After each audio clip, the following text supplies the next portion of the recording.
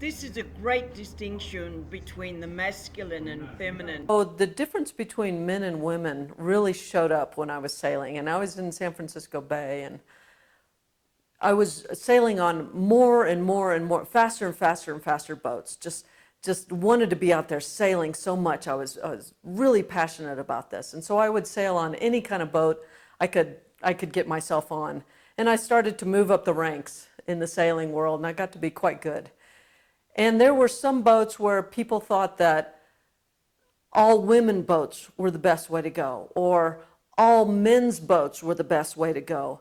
And I got up to where I was sailing with a lot of America's Cup type sailors, so they were good, no matter if they're men or women. So what I found was the difference between men and women, and let me step back for a second. When women learn to sail, a lot of times it's a man that's teaching them how to sail. And what is the classic thing that always annoyed the men was that the women were always asking why. Why do you do this? Why do you do that? Why do you put the line there? Why do you put it through this and that? Just always asking why, and it would drive the guys crazy. And I realized that the guys don't ask why, because when you give them a job and you teach them that job, they will do that job really well. And of course, a lot of times the jobs that the men were best at were the muscle ones because they were strong.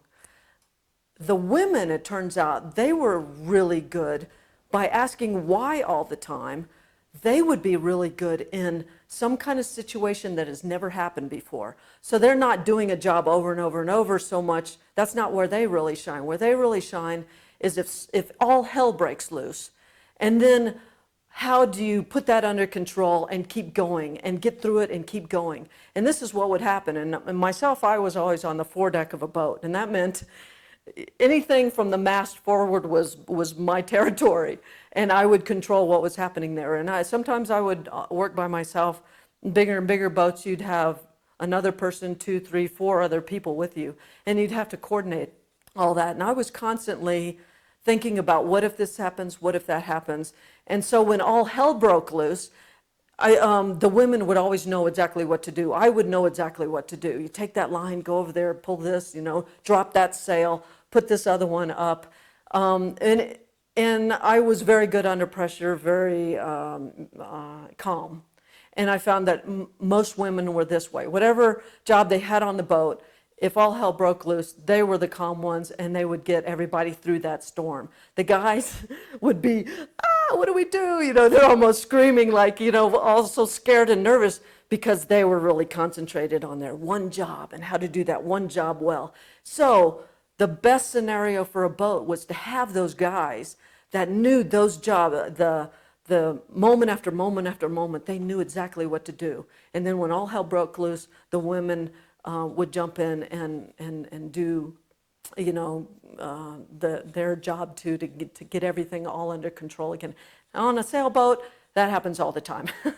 All throughout a race, crazy stuff is happening. So you have the men and the women on the team together, and no matter what the job is for the female, maybe she's at the mast pulling up the halyards or something, but when all hell breaks loose, they're jumping in and they're getting everybody through the storm. Very evident. So these all men's boats never worked as good as a male-female crewed boat, and the all women's boats never worked as good as the combination boats as well, because they needed the muscle and they needed that male spirit as well. So women's wisdom, just define that in a sentence or two, starting off saying, so women's wisdom compared to men's wisdom, or just basically women's wisdom. I think the wisdom of women comes out because of, in the feminine nature, is to cooperate and to nurture and to use everybody given their talents and their drawbacks, and not like criticize that person for their drawbacks, but what are their talents? Like, everybody comes into this world with a particular gift to give. And the women tend to be the ones that want to draw out that gift. What is your gift, and how can we use that? And how can we cooperate? So that, that classic 1 + 1 = 7. Whereas in a competitive world, 1 and 1 sometimes means 0.2. You spend so much time fighting each other that you can't even be your whole one. So that cooperation, that nurturing, that helping a person grow into their gift and help them then present it to the world, that's where I think women really, really shine. That's where the wisdom comes out.